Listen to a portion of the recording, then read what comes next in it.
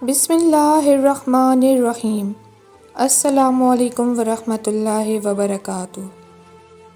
میرا بہترین وقت وہ ہوتا ہے جو اپنے آپ کے ساتھ گزرتا ہے۔ ہر ایسا کام کرنے سے اجتناب کریں کہ جس سے پہلے بسم اللہ اور آخر میں الحمدللہ کہتے ہوئے شرم آئے۔ بہترین محبت اللہ کی ہے جو لازوال ہے۔ سنو، جو تمہارا نہیں اس کی دوری پر تمہیں مطمئن کر دیا جائے گا، اور جو تمہارا ہے اس کو تم تک پہنچا دیا جائے گا۔ حضرت عبداللہ بن خبیب رضی اللہ عنہ فرماتے ہیں، ناحق باتیں سننا دل سے لذت عبادت کا نور بجھا دیتا ہے۔ ہم زندہ بندے کو روٹی تو نہیں دیتے، مگر مرے ہوئے کے نام پر دیگیں بنا دیتے ہیں۔ نہیں ممکن کہ ہر احسان اتارا جائے۔ آپ خوشبو کے اوس پھول کو کیا دیتے ہیں؟ اللہ کا فضل موسلا دھار بارش کی مانند ہوتا ہے، جس انسان پر برس گئی وہ سرسبز و شاداب ہو گیا۔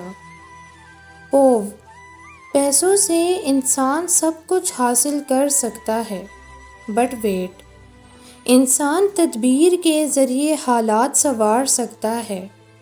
تدبیروں کے لیے دماغ کا چلنا ضروری ہے، اور دماغ کا پیسوں سے کوئی تعلق نہیں ہے۔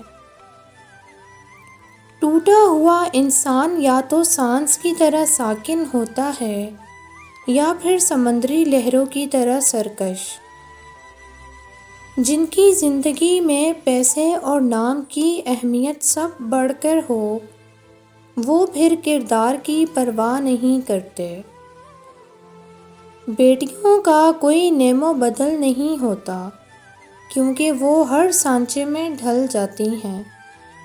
اس لیے تو باپ صرف سر پر ہاتھ رکھتا ہے، کیونکہ الفاظ اس مضبوط کندھے والے باپ کے پاس نہیں ہوتے، بس اپنی تربیت پر بھروسہ ہوتا ہے۔ محنت کی جزا شاہی اور عیش کی سزا تباہی ہوتی ہے۔ شرافت اور رکھ رکھاؤ بھی کتنی اذیت ناک ذمہ داریاں ہوتی ہیں کہ انسان جو کرنا چاہے نہ کر سکے، ضبط کر کے بیٹھا رہے۔ مالی اگر دوسروں کے باغ کے پھول دیکھنے میں مصروف ہو گیا تو اس کا اپنا باغ اجڑ جائے گا۔ سب کے دلوں میں دھڑکنا ضروری نہیں ہوتا، لوگوں کی آنکھوں میں کھٹکنے کا بھی ایک مزہ ہے۔ کہاوت ہے کہ حالات انسانوں کو بدل دیتے ہیں، مگر حقیقت یہ ہے کہ حالات انسانوں کی حقیقت کو بے نقاب کر دیتے ہیں۔ ہم اکثر اپنے اندر کی کمزوریوں یا بے راہ روی کو حالات کا الزام دے دیتے ہیں، حالانکہ یہ ہماری خود کی کمزوریوں کا عکس ہوتا ہے۔ انسان کبھی برے نہیں ہوتے، ان کے اندر کی سوچ، نیت اور ارادے ہی حالات کو بدلنے کی طاقت رکھتے ہیں۔ جب ہم خود کو بہتر بنانے کی کوشش کرتے ہیں تو حالات بھی ہمارے حق میں بدلنے لگتے ہیں۔ اگر تم اپنی عمر سے بڑی باتیں کرتے ہو، سمجھداری کی باتیں کرتے ہو، تمہاری باتیں لوگوں کو اچھی لگتی ہیں، تم ان کو سمجھدار صبر والے لگتے ہو، تو یہ مت سمجھو کہ تم واقعی عمر سے پہلے سمجھدار ہو گئے ہو۔ کیوں؟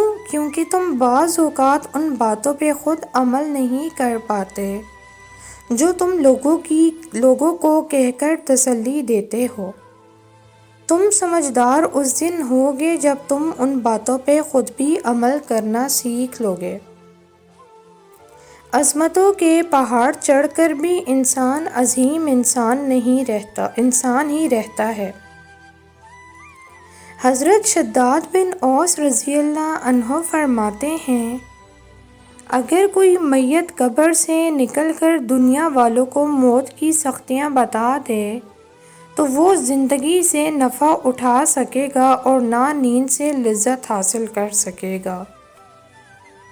اور تقویٰ تو یہ ہے کہ تیرا رب تجھے وہاں نہ پائے جہاں اسے منع کیا ہے۔ گھروں میں کچھ نہیں ہوتا، وہ انسانوں کو جوڑنے یا توڑنے کی صلاحیت نہیں رکھتے، وہ بس اینٹوں، سیمنٹ، سریے اور لکڑی کی ایک عمارت کے علاوہ کچھ نہیں ہوتے۔ ان کے اندر آ کر رہنے والے انسان اپنی سوچ، عمل اور رویوں سے اپنی زندگی بناتے ہیں یا بگاڑتے ہیں۔ یقین واحد کشتی ہے جو ہزار طوفان پر بھی کنارے سے لگ کر رہتی ہے۔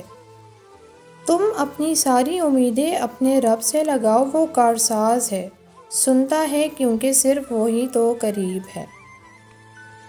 اگر آپ نے اپنا مقصد طے نہ کیا تو کوئی اور آپ کو اپنے مقصد کے لیے مزدور بنا لے گا۔ اگر آپ نے اپنی روٹین سیٹ نہ کی تو کوئی اور آپ کا آقا بن کر، آپ کو غلام بنا کر اپنے آگے لگا لے گا، جیسے نیند، فون، سوشل میڈیا نے آپ کو اپنا غلام بنا لیا۔ اگر آپ نے خود کو نہ پہچانا تو کوئی بھی آپ کو نہیں پہچانے گا۔ انسان بادشاہ بن سکتا ہو تو اسے غلام نہیں بننا چاہیے۔ اللہ پاک نے موسیٰ علیہ السلام کو فرعون کے پاس بھیجا تھا تو بھی یہی کہا تھا کہ تم اس سے بھی نرمی سے بات کرنا، شاید وہ مان جائے۔ کون مان جائے؟ وہ انسان جس سے زیادہ متکبر اور گھمنڈی کوئی شخص نہیں، حالات کتنے ہی تلخ کیوں نہ ہوں، آپ کے سامنے مسائل کا انبار کیوں